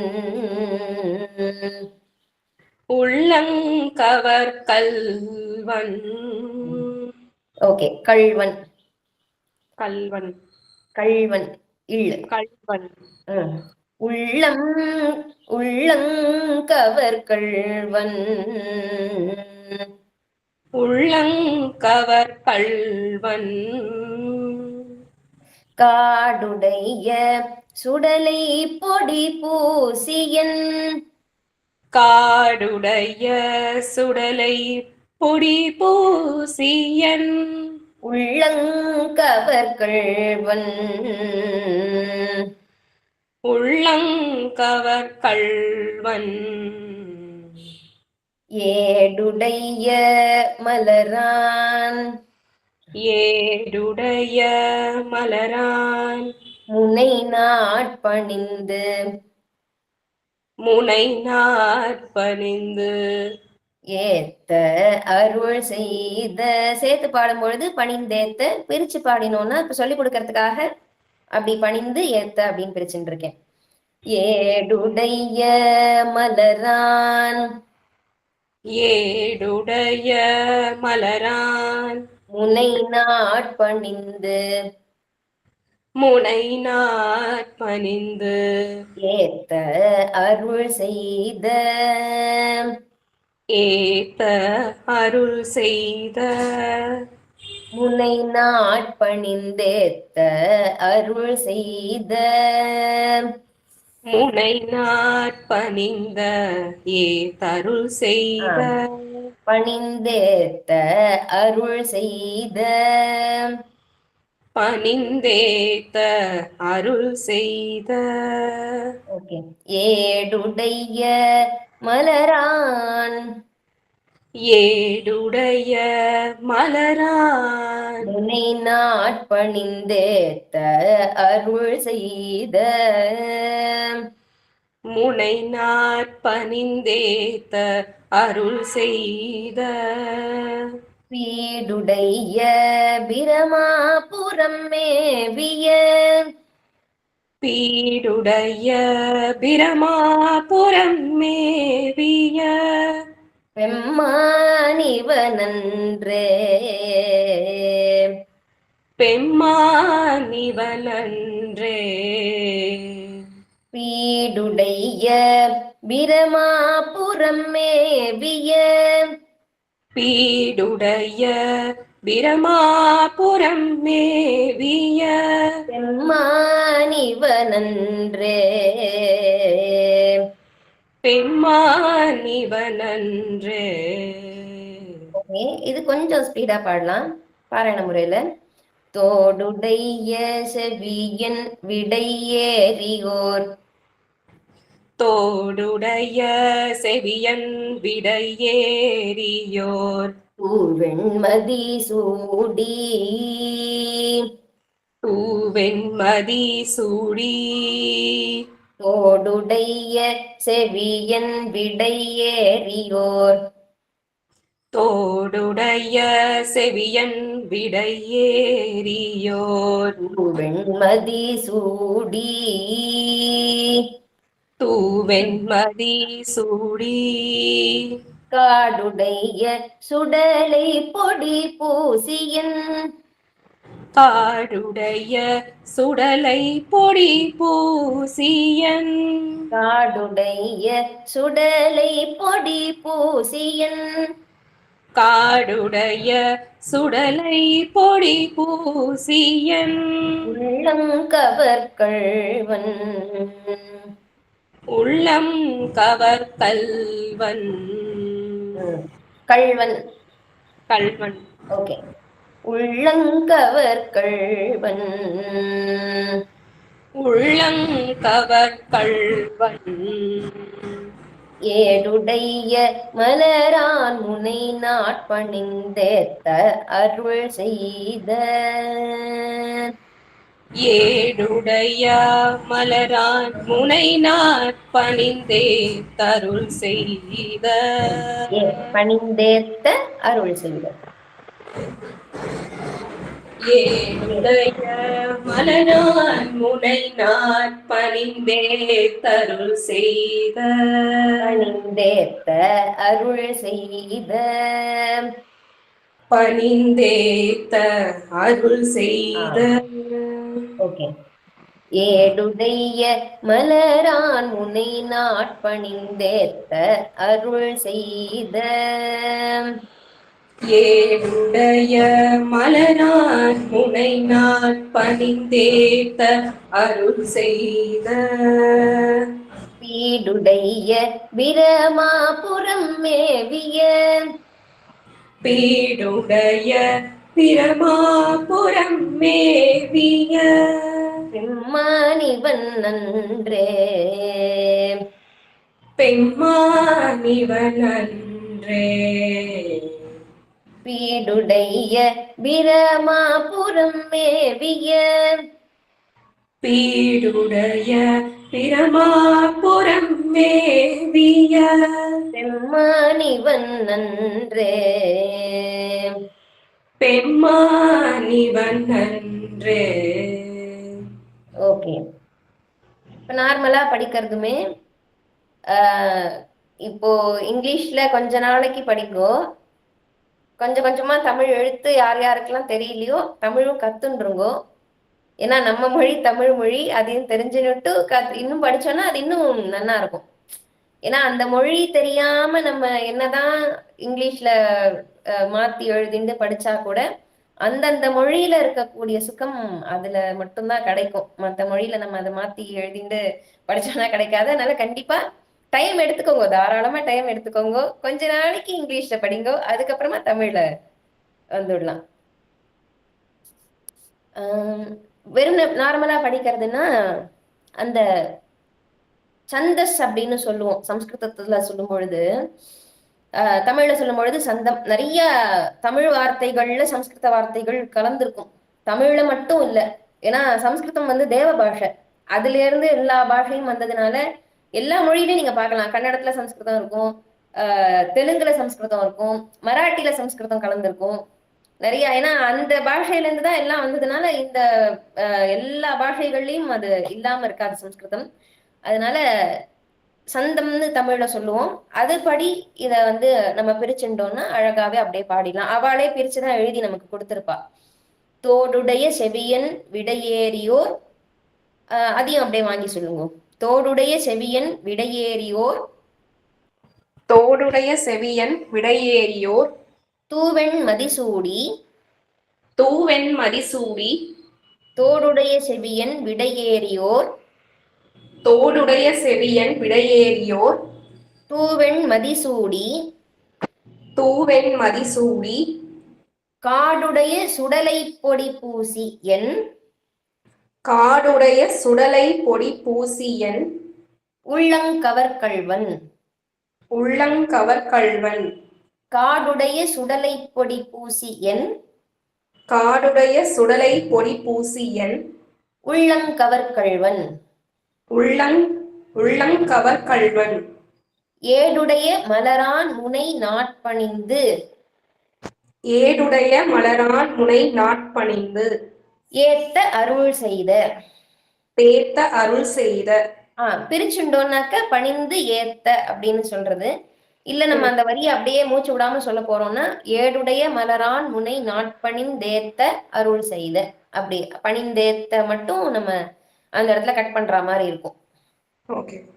பிரிக்காம சொன்னோம்னா அப்படியே முழுசா மூச்சு விடாம சொல்லணும். ஏடுடைய மலரான் முனை நாட்பணிந்து, ஏடுடைய மலரான் முனை நாட்பணிந்து, ஏத்த அருள் செய்த, ஏத்த அருள் செய்த, பீடுடைய பிரமாபுரம், பீடுடைய பிரமாபுரம் மேவிய பெம்மான் இவன் அன்றே. மேம் மியூட் ஆயிருக்கீங்க நீங்க. மைக் மியூட்ல இருக்கோங்க மைக்.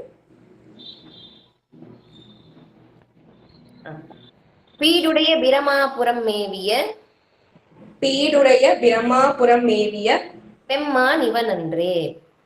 பெம்மான் இவன் அன்றே. ஓகே, தமிழை பொறுத்த வரைக்கும் நமக்கு அந்த ப சொல்றதா ப சொல்றதா அப்படிங்கிற குழப்பம் வரும். ஆனா தமிழ் படிக்க படிக்க தானாவே அது புரிஞ்சிடும். எந்தெந்த ஏன்னா சம்ஸ்கிருதம் மாதிரி ஒரு அக்ஷரத்துக்கு நிறைய இது கிடையாது. ப ப ப பன்னு சொல்ற மாதிரி இதுல ஒரு ப தான் இருக்கும்.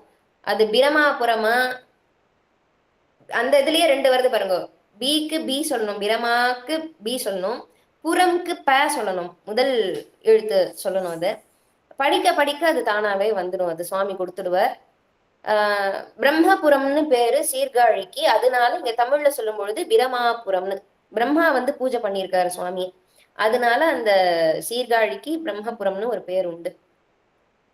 இதோட பாடலோட அர்த்தத்தை அடுத்த கிளாஸ்ல பார்ப்போம். ஏன்னா இந்த கிளாஸ்ல நிறையவே ஹிஸ்டரி சொல்லியாச்சு, கொஞ்சம் எல்லாத்தையும் ஞாபகம் வச்சுக்கணும். அதனால பாடலோட அர்த்தத்தை ஒரு பாடலுக்கும் அர்த்தம் சொல்லிட்டு நம்ம வந்து போகலாம். திருப்பி இந்த பாடலை அடுத்த கிளாஸ்ல திருப்பி ஒரு தடவை சொல்லி தரேன், பாடிட்டு அர்த்தம் சொல்லிட்டு அடுத்த பாடலுக்கு போகலாம். மாமி ஒரு ஹெல்ப், நீங்க குரூப்ல ஒரு ஆடியோ போட்டுடுறீங்களா? நீங்க தாராளமா சாதாரணமா சொல்றதுக்கும் அண்ட் பாடுறவாளுக்கு 2 பேருக்கும். கண்டிப்பா கண்டிப்பா. ரொம்ப தேங்க்ஸ். ஒரே ஒரு ரிக்வெஸ்ட், நீங்க முதல்ல ஒரு 4 மேல ஒரு பிரேயர் சொன்னேன் இல்லையா, அத போடுற, அதுக்கு டெக்ஸ்ட் போடுறல கொஞ்சம் குரூப்ல. அதான் நீங்க போட்டே நினைச்சேன், ஆனா போடல. நீங்க அதான் போடல அந்த டெக்ஸ்ட். அதுதான் ரெண்டுத்தையுமே. சாரி ரெண்டுத்தையுமே நான் இதுல அனுப்பாம இதுலயே வச்சிருக்கேன். கொஞ்ச நேரமா இருந்தோம், என்னடா இது என்ன சொல்றாளே, போட்டிருக்கேனே அப்படின்னு. ஓகே, நாங்க ஏதாவது புக் ஃபாலோ பண்ணலாமா? கேட்கக்கூடாதோ பாவம். புக் தாராளமா ஃபாலோ பண்ணலாம். நான் வந்து புஸ்தகம் எங்க கிடைக்கிறதுன்னு அனுப்புறேன். அப்ளிகேஷனும் இருக்கு. புக் வர வரைக்கும் அப்ளிகேஷன் யூஸ் பண்ணிக்கலாம். சைவம் அப்படின்னு சொல்லிட்டு ஒரு அப்ளிகேஷன் இருக்கு. அதுல அழகா, ஆமா, ரொம்ப நல்லா இருக்கும். பிழை இல்லாம இருக்கும், தப்பு இல்லாம இருக்கும். நான் அந்த அப்ளிகேஷனோட இதையும் லிங்கை ஷேர் பண்றேன். யாருக்கு ஆனா இங்கிலீஷ் வரல, அதுல நான் ட்ரை பண்ணி பார்த்தேன், இங்கிலீஷ்ல வந்து அவ்வளவா கரெக்டா வரல. இங்கிலீஷ்ல தமிழ்காரா யூஸ் பண்ணிக்கலாம். தமிழ் லாங்குவேஜ் செலக்ட் பண்ணிட்டு யூஸ் பண்ணிக்கோங்க. இங்கிலீஷ்க்கு நான் டைப் பண்ணி தான் அனுப்பணும். நான் தேடின வரைக்கும் இங்கிலீஷ்ல எதுவும் கரெக்டா கிடைக்கல. நான் நினைச்ச மாதிரி கரெக்டா கிடைக்கல. அதனால நான் டைப் பண்ணி அனுப்புறேன், ஒண்ணும் விஷயம் இல்ல. சரி, அப்போ இன்னைக்கு ராப் பண்ணிடலாமா மாமி? ஆமா, தாராளமா. கலா மாமி, நீங்க க்ளோசிங் போட்ரி சொல்லிடுறீங்களா? எல்லாருக்கும் திருச்சிற்றம்பலம். திருச்சிற்றம்பலம்.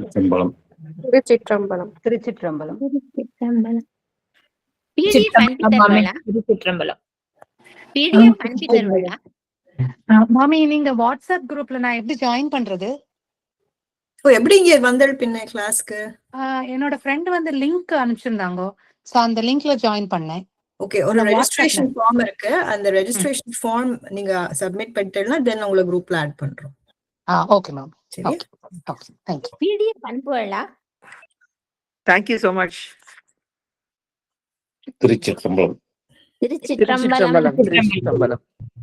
திருச்சிற்றம்பலம். கலாமாவி சொல்லிடுங்க போற்றி. நம்ம சங்கர குருவே சரணம் சரணம். ஸ்ரீ காமகோட்டி பீட்டம் அமர்ந்த குருநாதர்கள் பூங்கழல்கள் போற்றி, காஞ்சி முனிவர் கழல்கள் போற்றி, சிவ சிவ நமோ நாராயண. ரொம்ப தேங்க்ஸ் மாமி. அடுத்த வாரம் பார்க்கலாம். கண்டிப்பா கண்டிப்பா. நமஸ்காரம். நமஸ்காரம் மாமி. நமஸ்காரம். Thank you. திருச்சிற்றம்பலம் அம்மா. Thank you. திருச்சிற்றம்பலம். நமஸ்காரம் மாமி.